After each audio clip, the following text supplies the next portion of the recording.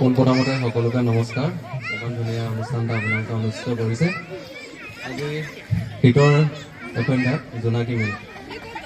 কি ক'ম, ক'বলৈ একো কথা নাই। আমি ককাইদেউ মই হ'লোঁ মনৰ বিৱৰণ বুলি ক'বলৈ বিশেষ একো নাই। আমি যি উদ্যমবোৰ সেৱা কৰে আৰু মনত এটা আশা লৈ পিনে গৈছিলোঁ যিটো কামৰ কাৰণে, সেই কামটো আমাৰ সুকলমে সিদ্ধি হ'ল। তাকে ভগৱানৰ ওচৰত বহুতখিনি প্ৰাৰ্থনা জনাইছোঁ। আৰু যাতে ককাইদেউ ন্যায়ৰ কাৰণে আমি যিখিনি কৰিলোঁ সেইটো ক'ব নাযাওঁ, কাৰণ আমাৰ কাৰণে সেইখিনি শূন্য। কাৰণ ককাইদেউ যিখিনি আমাৰ কাৰণে দি থৈ গ'ল হয়তো আমি কেতিয়াও পূৰণ কৰিব নোৱাৰোঁ। আৰু নিজৰ মনোভাৱ বুলি ক'বলৈ একো নাই বিশেষ। আপোনালোকৰ আশীৰ্বাদ আছিলে, সমগ্ৰ অসমবাসীৰ ৰাইজৰ আশীৰ্বাদ আছিলে, সেই হেতুকে আমি হয়তো এনেকুৱা এটা কাম কৰিবলৈ পাৰিলোঁ। আৰু যাতে আপোনালোকে এনেকুৱা অনুষ্ঠানবোৰ পাতি থাকিব, যাতে সৰু সৰু কণমানি ভণ্টি ভাইটিসকলৰ মনত উদ্যম্য সদায় আগবাঢ়ি থাকক, যাতে তেওঁলোকে কেতিয়াও সতি নিদিয়ে। আৰু আমাৰ দেখিব পাওঁ কিছুমান অনুষ্ঠানত হয়তো বহুতো প্ৰতিযোগিতা অংশগ্ৰহণ কৰে, বহুতো সৰু ল'ৰা ছোৱালীয়ে হয়তো বহুতে তেওঁলোকক সন্মান বা মৰম অকণ দিবলৈ হয়তো পাহৰি যায়।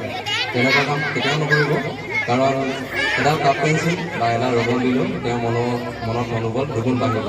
কাৰণ তেওঁ ইটো বছৰলৈকে আকৌ প্ৰিপেয়াৰ কৰিব, যাতে য'তে অনুষ্ঠান হয় তাতে তেওঁ আগবাঢ়ি যাব।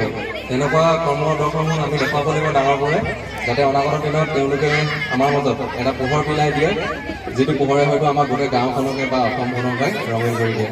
বিশেষ একো নকওঁ, যি পদযাত্ৰাত সহায় সহযোগিতা কৰিছিলে আমাৰ ককাইদেউ বাইদেউ ভণ্টি সকলোকে মই মৰম সন্মান যাচিছোঁ। ইয়াকে কৈ মই সমবেততা হ'বলৈ নোৱাৰিছোঁ।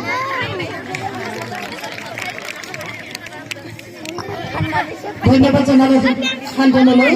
এইবাৰ মনৰ অনুভৱ আমি অকণমান ল'বলৈ বিচাৰিম আমাৰ বিতুপনৰ পৰা। তেখেতলৈ মই মাইক্ৰফোনটো আগবঢ়াই দিছোঁ। ধন্যবাদ। আজি বিতুপনী জোনাকী সভাৰ উদ্যোক্তাসকললৈ সকলোলৈ ধন্যবাদ জনাইছোঁ আৰু উপস্থিত ৰাইজ। মই বিপুল গগৈহে মানুহ। আমি জুবিন ক্ষেত্ৰলৈ খোজকাঢ়ি গৈছোঁ, জুবিন দাই ন্যায় বিচাৰে, কিন্তু আজিলৈকে ন্যায় হোৱা নাই। আৰু যিদৰে আমি ভাবিছিলোঁ সেইদৰে ন্যায় আমি পোৱা নাই। এতিয়া যোৱা চাৰ্জশ্বিটখনত যিখিনি কথা উল্লেখ আছে কাইলৈ মানি দিব, কিন্তু কি হ'ল, চৰকাৰেও হেমাহি কৰি আছে। যেনেধৰণে হ'ব লাগিছিলে, এতিয়া ছিংগাপুৰৰ যিখন চাৰ্জশ্বিট সেইখন আমি অপেক্ষা কৰি আছোঁ সেইখনতো, কাৰণ দুইখনৰ লগত মিলিব লাগিব। কাৰণ ছিংগাপুৰত কৈছে যে জুবিন দাৰ এইটো সাধাৰণ মৃত্যু বুলি কৈছে, কিন্তু ইয়াত মুখ্যমন্ত্ৰী নিজে কৈছে যে এইটো হত্যা কৰা হৈছে। তো আমি সেইটো কাৰণে নামানো, এইটো হত্যা কৰা হৈছে। আৰু যদিহে আমি এতিয়া মাত নামাতোঁ, তেতিয়াহ'লে বৰ্তমান এই ইলেকশ্যনৰ কাৰণে আগবঢ়াইছে এনেকৈ কিছুমান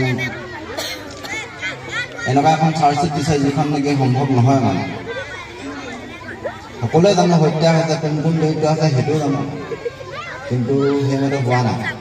যদিহে আমি এতিয়া মাত নামাতোঁ, তেতিয়াহ'লে ভৱিষ্যতলৈ হাইকোৰ্টত কি হ'ব, উকিল সন্থাই সিহঁতৰ বুলিও মাত মতা মানুহ আছেতো, পিছত সিহঁতে মুকলি আকাশৰ তলত আহিব, কাৰণ সিহঁতৰ প্ৰুফ নাই, সিহঁতে হত্যা কৰিছে। ছিংগাপুৰত যিখিনি জাহাজখনত যিখিনি CCTV কেমেৰা প্ৰুফ আমাৰ মাজত পোৱা নাই, ৰাইজে পোৱা নাই, একো প্ৰুফে নাই, সিহঁতে হত্যা